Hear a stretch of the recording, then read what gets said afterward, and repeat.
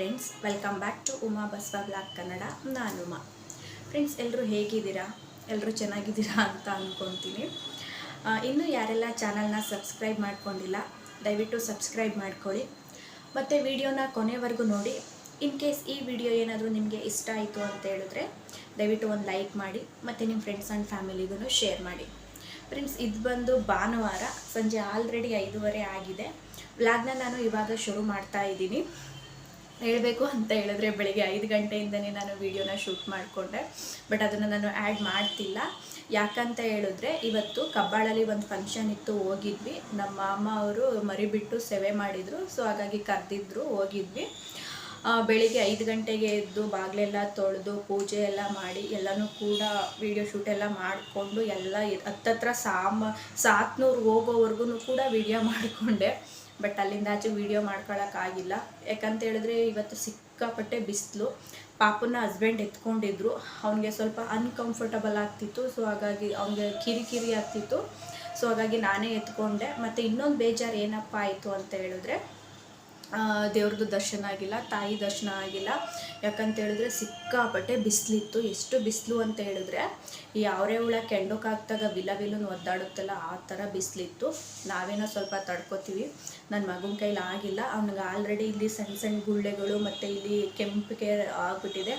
ಈ ಚಿಕನ್ನ skin out ಮಾಡಿದಾಗ ಎಲ್ಲ ರೆಡ್ಗಾಗುತ್ತಲ್ಲ, ಆ ಥರ ಆಗಿಬಿಟ್ಟಿದೆ.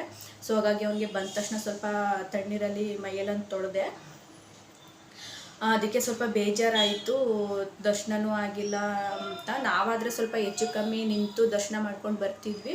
ದೇವಸ್ಥಾನದಿಂದ ಈಚೆಗಡೆವರೆಗೂ ಕ್ಯೂ ನಿಂತಿತ್ತು. ಸೊ ಹಾಗಾಗಿ ಇನ್ನೊಂದು ದಿನ ಹೋಗೋಣ ಅಂತ ಹೇಳ್ಬಿಟ್ಟು ಬಂದುಬಿಟ್ವಿ. ಸೊ ಹಾಗಾಗಿ ನಾನು ವೀಡಿಯೋನ ಕಂಟಿನ್ಯೂ ಮಾಡೋಕ್ಕಾಗಿಲ್ಲ. ಸೊ ಹಾಗಾಗಿ ನಾನು ಈಗ ಸಂಜೆ ವ್ಲಾಗ್ನ ಶುರು ಮಾಡೋಣ ಅಂತ ಮಾಡ್ತಾ ಇದ್ದೀನಿ. ನಮಗೂ ಸ್ವಲ್ಪ ಆ ಬಿಸಿಲಲ್ಲೆಲ್ಲ ಓಡಾಡಿದ್ದಕ್ಕೂ ಸ್ವಲ್ಪ ತಲೆ ನೋವ್ತಾಯಿತ್ತು. ಸೊ ಹಾಗಾಗಿ ಸ್ವಲ್ಪ ಟೀನು ಮಾಡ್ಕೊಳ್ಳೋಣ ಅಂತ ಇಟ್ಕೊಂಡಿದ್ದೀನಿ. ವಿಡಿಯೋನ ಕೊನೆವರೆಗೂ ನೋಡಿ. ಇನ್ನು ಟೀನು ಕೂಡ ಮಾಡ್ಕೋತಾ ಇದ್ದೀನಿ. ನಮಗೆ ಸ್ವಲ್ಪ ಇಲ್ಲೇ ಎಲ್ಲರೂ ಹತ್ರದಲ್ಲಿ ಹೋಗಿ ಬಂತು ಅಂದ್ರೇ ತಲೆ ನೋವ್ತಾ ಇರ್ತದೆ. ಅದು ಇವಾಗಿನ ಬಿಸಿಲಲ್ಲಿ ಸ್ವಲ್ಪ ದೂರ ಹೋಗಿ ಬಂದಿರೋದಕ್ಕೇ ಅರ್ಧ ತಲೆ ಚಿಪ್ಪೆ ಎಗ್ರೋದಂಗೆ ಆಗ್ತಾಯಿತ್ತು. ಸೊ ಹಾಗಾಗಿ ಫಸ್ಟು ಸ್ವಲ್ಪ ಹಸ್ಬೆಂಡ್ಗೆ ಮಾಡಿ ಕೊಟ್ಬಿಟ್ಟು ಟೀನ ನಾನು ಕೂಡ ಟೀ ಮಾಡ್ಕೋತಾ ಇದ್ದೀನಿ. ಅವರು ಕೂಡ ಶಾಪ್ ಹತ್ರ ಹೋದರು. ಸಾಮಾನ್ಯವಾಗಿ ನಾವು ಸಂಡೇ ಟೈಮು ಯಾವಾಗಲೂ ಸಂಜೆನೇ ಅಲ್ವಾ ತೆಗೆಯೋದು. ಸೊ ಹಾಗಾಗಿ ಹೋದರು. ಇನ್ನು ಇವತ್ತಿನ ರಾತ್ರಿ ಊಟಕ್ಕೆ ಸಿಂಪಲ್ಲಾಗಿ ಮಾಡ್ಕೊಳ್ಳೋಣ ಅಂತ ಮಾಡ್ಕೋತಾ ಇದ್ದೀನಿ. ಯಾಕೆಂದರೆ ಮಧ್ಯಾಹ್ನ ಎಲ್ಲ ನಾನ್ ವೆಜ್ ತಿಂದಿದ್ದರಿಂದ. ಸೊ ಹಾಗಾಗಿ ರಸಮ್ ಮಾಡ್ಕೊಳ್ಳೋಣ ಅಂತ ಮಾಡ್ಕೋತಾ ಇದ್ದೀನಿ. ಯಾವಾಗಲೂ ಟೊಮೊಟೊ ರಸ ಮತ್ತು ಬೇಳೆ ರಸಮ್ ಮಾಡ್ಕೋತಿರೋದಕ್ಕೆ ಇವತ್ತು ಸ್ವಲ್ಪ ಕಾಯಿ ರಸಮ್ ಮಾಡ್ಕೊಳ್ಳೋಣ ಅಂತ ಮಾಡ್ಕೋತಾ ಇದ್ದೀನಿ. ಮೊದಲಿಗೆ ನಾನು ಜಾರ್ಗೆ ಒಂದು ಅರ್ಧ ಕಪ್ ಆಗುವಷ್ಟು ತೆಂಗಿನಕಾಯಿನ ಹಾಕ್ಕೊಂಡು ಪೀಸ್ಗಳನ್ನ, ಅದಕ್ಕೆ ಸ್ವಲ್ಪ ಹುಣಸೆಹಣ್ಣು ಮತ್ತು ಖಾರಕ್ಕೆ ತಕ್ಕನಾಗಿ ಹಸಿಮೆಣ್ಸಿನ್ಕಾಯಿ ಮತ್ತು ಒಂದು ಗೆಡ್ಡೆ ಬೆಳ್ಳುಳ್ಳಿನ ಸಿಪ್ಪೆ ತೆಗೆದಾಕೊಂಡು ಮತ್ತು 1.5 ಟೇಬಲ್ ಸ್ಪೂನಷ್ಟು ಮೆಣಸು ಮತ್ತು 1 ಟೇಬಲ್ ಸ್ಪೂನಷ್ಟು ಜೀರಿಗೆನ ಹಾಕ್ಕೊಂಡು ಸ್ವಲ್ಪ ಕೊತ್ತಂಬರಿ ಸೊಪ್ಪು ಹಾಕ್ಕೊಂಡು ಇದಕ್ಕೆ ಸ್ವಲ್ಪ ನೀರನ್ನ ಆ್ಯಡ್ ಮಾಡಿಕೊಂಡು ನುಣ್ಣಗೆ ರುಬ್ಕೋತಾ ಇದ್ದೀನಿ.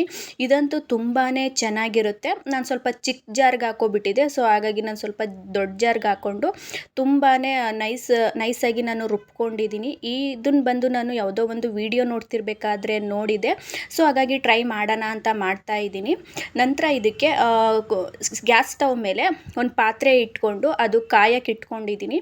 ಅದು ಕಾದಾದಮೇಲೆ ಒಂದು 2 ಟೇಬಲ್ ಸ್ಪೂನಷ್ಟು ನಾನು ಎಣ್ಣೆನ ಹಾಕೋತಾ ಇದ್ದೀನಿ. ಎಣ್ಣೆನೂ ಕೂಡ ಬಿಸಿ ಆದಮೇಲೆ ಇದಕ್ಕೆ ಒಂದು ಅರ್ಧ ಟೇಬಲ್ ಸ್ಪೂನಷ್ಟು ನಾನು ಜೀರಿಗೆನ ಹಾಕೋತಾ ಇದ್ದೀನಿ. ಜೀರಿಗೆ ಸ್ವಲ್ಪ ಚಿಟಪಟ ಬಂದಮೇಲೆ ಇದಕ್ಕೆ ಒಂದು 1/4 ಟೇಬಲ್ ಸ್ಪೂನಷ್ಟು ನಾನು ಸಾಸಿವೆನೂ ಹಾಕ್ಕೊಂಡು ಅದು ಕೂಡ ಚಿಟಪಟ ಸೌಂಡ್ ಬಂದಮೇಲೆ ಒಂದು ಒಣಮೆಣ್ಸಿನ್ಕಾಯಿನೂ ಕೂಡ ಮುರಿದು ಹಾಕೋತಾ ಇದ್ದೀನಿ. ನಂತರ ಇದಕ್ಕೆ ಒಂದು ಗೆಡ್ಡೆ ಬೆಳ್ಳುಳ್ಳಿನ ಸಿಪ್ಪೆ ತೆಗೆದು ಜಜ್ಜಿ ಎತ್ತಿಟ್ಕೊಂಡಿದ್ದೆ, ಅದನ್ನು ಕೂಡ ಹಾಕ್ಕೊಂಡು ಅದು ಸ್ವಲ್ಪ ಹಸಿ ವಾಸನೆ ಹೋಗೋವರೆಗೂ ಎಣ್ಣೆಲಿ ಚೆನ್ನಾಗಿ ಒಂದು ಸಲ ಮಿಕ್ಸ್ ಮಾಡ್ಕೋತಾ ಇದ್ದೀನಿ. ನಂತರ ಇದಕ್ಕೆ ರುಬ್ಬಿ ಎತ್ತಿಟ್ಕೊಂಡಿದ್ನಲ್ಲ ಮಸಾಲೆ, ಅದನ್ನು ಹಾಕೋತಾ ಇದ್ದೀನಿ. ಎಲ್ಲನೂ ಕೂಡ ಸ್ವಲ್ಪ ನಾನು ಹಸಿದನ್ನೇ ಹಾಕಿರೋದ್ರಿಂದ ಸ್ವಲ್ಪ ಅದು ಹಸಿ ವಾಸನೆ ಹೋಗೋವರೆಗೂ ಸ್ವಲ್ಪ ಎಣ್ಣೆಯಲ್ಲಿ ಲೋ ಫ್ಲೇಮಲ್ಲಿ ನಾನು ಹಸಿ ವಾಸನೆ ಹೋಗೋವರೆಗೂ ಬೇಯಿಸ್ಕೋತಾ ಇದ್ದೀನಿ. ಇದು ಕೂಡ ಎಲ್ಲ ಚೆನ್ನಾಗಿ ಹಸಿ ವಾಸನೆ ಹೋಗಿ ಸೈಡಲ್ಲಿ ಎಣ್ಣೆ ಬಿಟ್ಟ ಮೇಲೆ ನಮಗೆ ಎಷ್ಟು ನೀರು ಬೇಕೋ ಅಷ್ಟು ನೀರನ್ನ ಹಾಕ್ಕೊಂಡು ಚೆನ್ನಾಗಿ ಒಂದು ಸಲ ಮಿಕ್ಸ್ ಮಾಡ್ಕೊತಾ ಇದ್ದೀನಿ. ಆ ನೀರು ಮತ್ತು ಮಸಾಲೆ ಎಲ್ಲ ಹೊಂದ್ಕೊಳ್ಳೋ ರೀತಿ ಎಲ್ಲನೂ ಕೂಡ ಚೆನ್ನಾಗಿ ಒಂದು ಸಲ ಮಿಕ್ಸ್ ಮಾಡ್ಕೊತಾ ಇದ್ದೀನಿ. ಇದಂತೂ ತುಂಬಾ ರುಚಿಯಾಗಿತ್ತು. ನಾನು ಫಸ್ಟ್ ಟೈಮ್ ಮಾಡಿದ್ರೂ ಕೂಡ ತುಂಬಾ ಚೆನ್ನಾಗಿತ್ತು, ಬೇಗನೂ ಕೂಡ ಡೈಜೆಷನ್ ಆಗುತ್ತೆ. ಸೊ ಹಂಗಾಗಿ ಲಾಸ್ಟಲ್ಲಿ ಇದಕ್ಕೆ ಸ್ವಲ್ಪ ಅರಿಶಿನ ಮತ್ತು ರುಚಿಗೆ ತಕ್ಕಷ್ಟು ಉಪ್ಪನ್ನು ಕೂಡ ನಾನು ಆ್ಯಡ್ ಮಾಡಿಕೊಂಡು, ಈ ಉಪ್ಪು ಮತ್ತು ಅರಿಶಿನ ಮತ್ತು ಮಸಾಲೆ ಎಲ್ಲ ಹೊಂದ್ಕೊಳ್ಳೋ ರೀತಿ ಎಲ್ಲನೂ ಕೂಡ ಚೆನ್ನಾಗಿ ಒಂದು ಸಲ ಮಿಕ್ಸ್ ಮಾಡಿಕೊಂಡು ಇದು ಒಂದು 2 ಕುದಿ ಬರೋವರೆಗೂ ಕೂಡ ಕುದಿಸ್ಕೋಬೇಕು. ರಸಮ್ ಕುದಿಯೋಕ್ಕೆ ಸ್ಟಾರ್ಟ್ ಆಗಿದೆ. ಈ ಟೈಮಲ್ಲಿ ಸ್ವಲ್ಪ ಕೊತ್ತಂಬರಿ ಸೊಪ್ಪನ್ನ ಕಟ್ ಮಾಡಿ ಹಾಕೋತಾ ಇದ್ದೀನಿ. ನಂತರ ಇದಕ್ಕೆ ಒಂದು 10ರಿಂದ 12 ಕರ್ಬೇವಿನ ಸೊಪ್ಪು ಎಲೆಗಳ್ನೂ ಕೂಡ ಹಾಕೋತಾ ಇದ್ದೀನಿ. ನಂತರ ಇದನ್ನೆಲ್ಲ ಚೆನ್ನಾಗಿ ಒಂದು ಸಲ ಮಿಕ್ಸ್ ಮಾಡಿಕೊಂಡು ಒಂದು 2ರಿಂದ 3 ಸೆಕೆಂಡು ಕುದಿಸ್ಕೊಂಡ್ರೆ ಇದು ಕೂಡ ರೆಡಿ ಆಗುತ್ತೆ. ಎಷ್ಟು ಚೆನ್ನಾಗಿತ್ತು ಅಂತ ಹೇಳಿದ್ರೆ, ನಾವು ಯಾವಾಗ್ಲೂ ಬೇಳೆ ರಸಮ್ಮು ಮತ್ತು ಟೊಮೊಟೊ ರಸಮ್ ತಿಂತಾ ಇರ್ತೀವಿ ಅಲ್ವಾ. ಸೊ ಈ ಥರ ಮಾಡಿಕೊಂಡ್ರೆ ತುಂಬಾ ರುಚಿಯಾಗುತ್ತೆ. ನಾನು ಇದನ್ನು ಫೇಸ್ಬುಕ್ ನೋಡ್ತಿರ್ಬೇಕಾದ್ರೆ ನಾನು ಇದು ವಿಡಿಯೋದಲ್ಲಿ ನೋಡಿದ್ದೆ. ಸೊ ಹಾಗಾಗಿ ಇವತ್ತು ಮಾಡೋಣ ಅಂತ ಮಾಡ್ತಾಯಿದ್ದೀನಿ.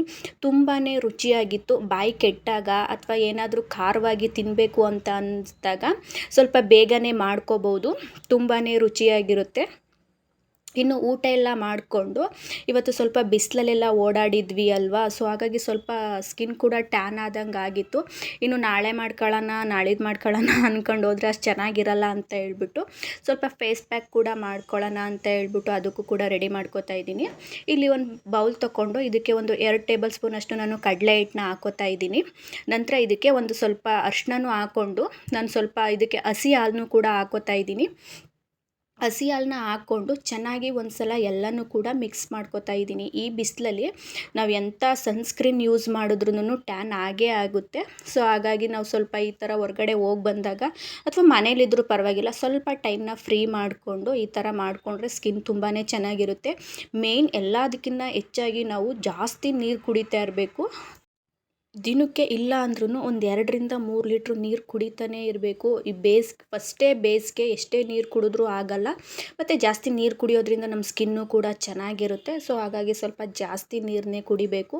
ಇನ್ನು ಅದನ್ನೆಲ್ಲ ಮಿಕ್ಸ್ ಮಾಡಿಕೊಂಡು ಫಸ್ಟು ಫೇಸ್ನೆಲ್ಲನೂ ಒಂದು ಸಲ ತಣ್ಣೀರಲ್ಲಿ ತೊಳ್ಕೊಂಡು ನಂತರ ಈಗ ನಾನು ಫೇಸ್ಗೆ ಅಪ್ಲೈ ಮಾಡ್ಕೋತಾ ಇದ್ದೀನಿ. ಅಂದರೆ ಲಿಪ್ಸು ಮತ್ತು ಐಬ್ರೋಗೆ ಬಿಟ್ಟು ಮುಖಕ್ಕೆ ಎಲ್ಲನೂ ಸ್ವಲ್ಪ ಅಪ್ಲೈ ಮಾಡಿಕೊಂಡು ಮತ್ತು ಕುತ್ತಿಗೆಗೂ ಕೂಡ ನಾನು ಅಪ್ಲೈ ಮಾಡ್ಕೋತಾ ಇದ್ದೀನಿ. ಅಲ್ಲೂ ಜಾಸ್ತಿ ಟ್ಯಾನ್ ಥರ ಆಗಿಬಿಟ್ಟಿತ್ತು. ಸೊ ಹಂಗಾಗಿ ಅಲ್ಲಿಗೂ ಕೂಡ ಅಪ್ಲೈ ಮಾಡಿಕೊಂಡು ಒಂದು 2 ನಿಮಿಷ ಒಂದು ಸಲ ಮಸಾಜ್ ಕೂಡ ಮಾಡ್ಕೋತಾ ಇದ್ದೀನಿ. ಇವಾಗಂತೂ ಕಡಲೆ ಹಿಟ್ಟದು ಸೋಪೇ ಬಂದುಬಿಟ್ಟಿದೆ. ಸೊ ಹಾಗಾಗಿ ಕಡಲೆ ಹಿಟ್ಟು ಈ ಟ್ಯಾನ್ಗಾಗಿರ್ಬೋದು ಅಥವಾ ಪಿಂಪಲ್ ಮಾರ್ಕ್ ಹೋಗೋದಕ್ಕಾಗಿರ್ಬೋದು ತುಂಬಾ ಯೂಸ್ ಆಗುತ್ತೆ ಅಂತಲೇ ಹೇಳ್ಬೋದು. ಸೊ ಹಾಗಾಗಿ ಸ್ವಲ್ಪ ಕಡಲೆ ಹಿಟ್ಟು ವಾರದಲ್ಲಿ 1 ದಿನ ಕಡಲೆ ಹಿಟ್ಟಲ್ಲಿ ನಾವು ಫೇಸ್ ಪ್ಯಾಕ್ ಮಾಡಿಕೊಂಡ್ರೆ ಚೆನ್ನಾಗಿರುತ್ತೆ ಅಂತ ನನ್ನ ಅಭಿಪ್ರಾಯ. ಸ್ವಲ್ಪ ಟೈಮ್ನ ಸೇವ್ ಮಾಡಿಕೊಂಡು ಮಾಡ್ಕೋಬೇಕು ಅಷ್ಟೇ. ಆಗೋಗಿದೆ. ಬೆಳಿಗ್ಗೆ ನಾವು ಸ್ವಲ್ಪ ಬೇಗ ಎದ್ದಿದ್ದರಿಂದ ಸ್ವಲ್ಪ ಬೇಗ ಮಲ್ಕೋಬೇಕು ಅನ್ನಿಸ್ತಿದೆ. ಇದಾಗಿತ್ತು ನನ್ನ ಸಂಜೆ ರೊಟೀನು. ಸ್ವಲ್ಪ ಇನ್ನೂ ಏನು ಕೆಲಸ ಮಾಡ್ಕೊಳ್ಳೋಕ್ಕಾಗಿಲ್ಲ. ಸ್ವಲ್ಪ ದಿನಸಿ ಸಾಮಾನುಗಳು ಕೂಡ ತಂದಿದ್ದೀನಿ. ಮತ್ತು ಅವತ್ತು ಮೀಶೋಯಿಂದ ಪ್ರಾಡಕ್ಟ್ ತರಿಸಿದ್ನಲ್ಲ ಅದನ್ನೆಲ್ಲ ಸ್ವಲ್ಪ ವಾಶ್ ಮಾಡಿ ಸ್ವಲ್ಪ ಇದನ್ನು ಕೂಡ ಆರ್ಗನೈಸ್ ಮಾಡ್ಕೋಬೇಕು. ಅದನ್ನು ನಾನು ನೆಕ್ಸ್ಟ್ ವೀಡಿಯೋಗಳಲ್ಲಿ ಶೇರ್ ಮಾಡ್ತಾ ಇದ್ದೀನಿ. ನಾನು ಆದಷ್ಟು ಕಂಟಿನ್ಯೂ ಆಗಿ ವೀಡಿಯೋನ ಹಾಕೋಕ್ಕೆ ಟ್ರೈ ಮಾಡ್ತಾ ಇರ್ತೀನಿ. ನಾನು ವೀಡಿಯೋ ಶೂಟ್ ಮಾಡ್ಕೋತಾ ಇರ್ತೀನಿ. ನನ್ನ ಮಗ ಬಂದು ಈ ಟ್ರೈಪೋಡ್ನೇ ಅಳ್ಳಾಡಿಸ್ತಾ ಇರ್ತಾನೆ. ಸೊ ಹಂಗಾಗಿ ಸ್ವಲ್ಪ ಆಮೇಲೆ ಅದು ವೀಡಿಯೋ ಮಾಡ್ತಾ ಇರ್ತೀನಿ, ಅದ್ರ ಪಡ್ಗದು ವೀಡಿಯೋ ಓಡ್ತಾ ಇರುತ್ತೆ. ಇವನು ಹೋಗಿ ಏನೋ ಮಾಡ್ತಾ ಇರ್ತಾನೆ. ನಾನು ಆ ವೀಡಿಯೋ ಮಾಡ್ತಿರೋದನ್ನ ಬಿಟ್ಟು ಅವನು ಇಟ್ಕೊಳ್ಳೋಕೆ ಹೋಗಬೇಕು. ಆವಾಗ ಸ್ವಲ್ಪ ಗ್ಯಾಪ್ ಆಗಿಬಿಡುತ್ತೆ. ಸೊ ಹಂಗಾಗಿ ನಾನು ವೀಡಿಯೋನ ರೆಗ್ಯುಲರಾಗಿ ಹಾಕೋಕ್ಕೆ ಆಗ್ತಿಲ್ಲ. ನಾನು ಆದಷ್ಟು ಟ್ರೈ ಮಾಡ್ತಾ ಇದ್ದೀನಿ. ತುಂಬ ಜನ ಅಂದರೆ ನಮ್ಮ ಅಂಗಡಿ ಹತ್ರ ಬಂದು ತುಂಬ ಜನ ಕೇಳ್ತಾ ಇರ್ತಾರೆ, ಯಾಕೆ ರೆಗ್ಯುಲರಾಗಿ ವೀಡಿಯೋ ಆಗ್ತಾಯಿಲ್ಲ, ವೀಡಿಯೋ ಚೆನ್ನಾಗಿ ಬರ್ತಿದೆ ಹಾಕಿ, ನೀವು ಈ ಥರ ಗ್ಯಾಪ್ ಬಿಟ್ಟು ಹಾಕಿದ್ರೆ ಅಷ್ಟು ನೋಡೋರ್ಗೂ ಇಂಟ್ರೆಸ್ಟ್ ಇರಲ್ಲ, ಸ್ಟಾರ್ಟಿಂಗ್ ಮಾಡ್ತಾ ಇದ್ದೀರಾ, ಚೆನ್ನಾಗಿ ಮಾಡ್ತಾ ಇದ್ದೀರಾ, ಮಾಡಿ ಅಂತೆಲ್ಲ ನನಗೆ ಹೇಳ್ತಾ ಇರ್ತಾರೆ. ನನಗಂತೂ ತುಂಬಾ ಖುಷಿ ಆಗುತ್ತೆ. ಸೊ ಹಾಗಾಗಿ ವೀಡಿಯೋನ ನಾನು ಡೈಲಿ ಅಪ್ಲೋಡ್ ಮಾಡೋಕ್ಕೆ ನಾನು ಟ್ರೈ ಮಾಡ್ತೀನಿ. ಮತ್ತು ನಾನು ಮೊನ್ನೆ ಒಂದು ಮೀಶೋ ಪ್ರಾಡಕ್ಟ್ ತರಿಸಿದ್ದು ಒಂದು ಅಂಗಡಿಲೇ ಸೇರಿಕೊಂಡಿತ್ತು ಅಂತ ಹೇಳಿದ್ನಲ್ಲ, ಅದನ್ನು ತೊಗೊಂಡು ಬಂದಿದ್ದಾರೆ. ಇಲ್ಲಿ ಇದನ್ನು ಬಾಕ್ಸಿಂದು ಓಪನ್ ಮಾಡೇ ಇಲ್ಲ. ಸೊ ಹಾಗಾಗಿ ಇವಾಗ ಓಪನ್ ಮಾಡೋಣ ಅಂತ, ಯಾಕೆಂದರೆ ಸ್ವಲ್ಪ ಎಲ್ಲ ಆರ್ಗನೈಸ್ ಮಾಡ್ಕೋಬೇಕಲ್ವ. ಸೊ ಹಾಗಾಗಿ ಎಲ್ಲನೂ ಸ್ವಲ್ಪ ತೊಳೆದ್ಬಿಟ್ಟು ಇಟ್ಕೊಬಿಟ್ರೆ ಡಸ್ಟ್ ಆಗಿರುತ್ತೆ. ತೊಳೆದು ಇಟ್ಕೊಬಿಟ್ರೆ ಒಂದಿನ ಆರ್ಗನೈಸ್ ಮಾಡ್ಕೊಳ್ಳೋಣ ಅಂತ ಪ್ಲ್ಯಾನ್ ಮಾಡ್ಕೊಂಡಿದ್ದೀನಿ. ನೋಡೋಣ ಇದು ಯಾವ ಥರ ಇದೆ ಅಂತ. ಮೀಶೋದ್ರಲ್ಲಿ ಮೀಶೋದಲ್ಲಿ ಪ್ಯಾಕಿಂಗ್ ಅಂತೂ ತುಂಬಾ ಚೆನ್ನಾಗಿ ಮಾಡಿರ್ತಾರೆ, ಎಲ್ಲೂ ಕೂಡ ಡ್ಯಾಮೇಜ್ ಇರಲ್ಲ. ಎಂಥ ಚಿಕ್ಕ ಪ್ರಾಡಕ್ಟ್ ಆದ್ರೂ ಪ್ಯಾಕಿಂಗ್ನ ಚೆನ್ನಾಗಿ ಮಾಡಿರ್ತಾರೆ, ಅದೊಂದು ಖುಷಿ ವಿಚಾರನೆ ಅಂತಲೇ ಹೇಳ್ಬೋದು.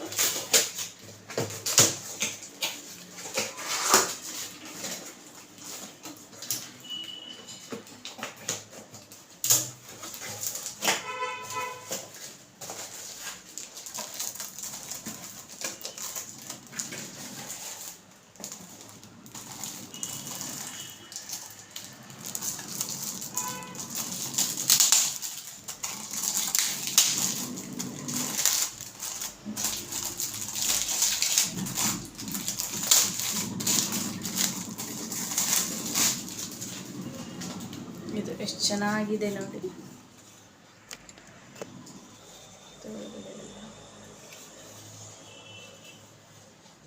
ನನಗಂತೂ ತುಂಬಾ ಇಷ್ಟ ಆಯಿತು, ಕ್ಯೂಟಾಗಿದೆ, ಎಷ್ಟು ಕ್ಯೂಟಾಗಿದೆ ನೋಡಿ. ಉಡ್ಡುದು ಇದು ಬಂದು ಚೆನ್ನಾಗಿದೆ, ತುಂಬಾ ಇಷ್ಟ ಆಯಿತು. ಸೀಸರ್ ಆಗಿರ್ಬೋದು, ಸ್ಪೂನ್ಗಳಾಗಿರ್ಬೋದು, ಅದನ್ನೆಲ್ಲ ಇಟ್ಕೊಳ್ಳೋಕ್ಕೆ ಅಂತ ತರಿಸಿದ್ದೀನಿ, ಬೇಕಾಗಿತ್ತು. ಸೊ ಹಾಗಾಗಿ ತರಿಸ್ಕೊಂಡಿದ್ದೀನಿ. ನಾನು ಫಸ್ಟು ಏನಕ್ಕೆ ಹಾಕಿ ಇಟ್ಕೊಂಡಿದ್ದೆ ಅಂದರೆ, ಇದು ಒಂದು ಪ್ಲಾಸ್ಟಿಕ್ಕದೊಂದು ಡಬ್ಬಿ ಬರುತ್ತಲ್ಲ, ಕಾಳು ಡಬ್ಬಿ, ಅದನ್ನು ಮುಚ್ಚಳ ತೆಗೆದ್ಬಿಟ್ಟು ಅದರೊಳಗೆ ಹಾಕಿ ಇಟ್ಕೊಂಡಿದ್ದೆ. ಸೊ ಇದು ತುಂಬಾ ಚೆನ್ನಾಗಿದೆ, ನನಗಂತೂ ಇಷ್ಟ ಆಯಿತು. ಕಮ್ಮಿಗೂ ಸಿಕ್ತು ಅಂತಲೇ ಹೇಳ್ಬೋದು. ನೋಡಿ ಎಷ್ಟು ಕ್ವಾಲಿಟಿಯಾಗೂ ಕೂಡ ಇದೆ, ತುಂಬಾ ಇಷ್ಟ ಆಯಿತು. ಇದು ನಾನು ಲಾಸ್ಟಲ್ಲಿ ಆರ್ಡ್ರ್ ಮಾಡಿರೋದ್ರಿಂದ ಅದು ಅಂಗಡಿ, ನಾನು ಯಾವುದೇ ಪಾರ್ಸಲ್ ಬೇಕು ಅಂತ ಅಂದ್ರೂ ನಾನು ಅಂಗಡಿ ಅಡ್ರೆಸ್ಸೇ ಕೊಡೋದು. ಯಾಕಂತ ಹೇಳಿದ್ರೆ ನಾವು ಯಾವಾಗಲೂ ಅಂಗಡಿಲೇ ಇರೋದ್ರಿಂದ ಮನೇಲಿ ಜಾಸ್ತಿ ಇರಲ್ಲ. ಸೊ ಹಾಗಾಗಿ ಅವ್ರು ಅಲ್ಲಿ ತಂದು ಕೊಡ್ತಾರೆ ಅಂತ ಹೇಳ್ಬಿಟ್ಟು ಅಂಗಡಿ ಅಡ್ರೆಸ್ಗೇ ಇರೋದು. ಫ್ರೆಂಡ್ಸ್, ನಾನು ವಿಡಿಯೋನ ಇಲ್ಲಿಗೆ ಎಂಡ್ ಮಾಡ್ತಾಯಿದ್ದೀನಿ. ದಯವಿಟ್ಟು ಆದಷ್ಟು ಸಪೋರ್ಟ್ ಮಾಡಿ.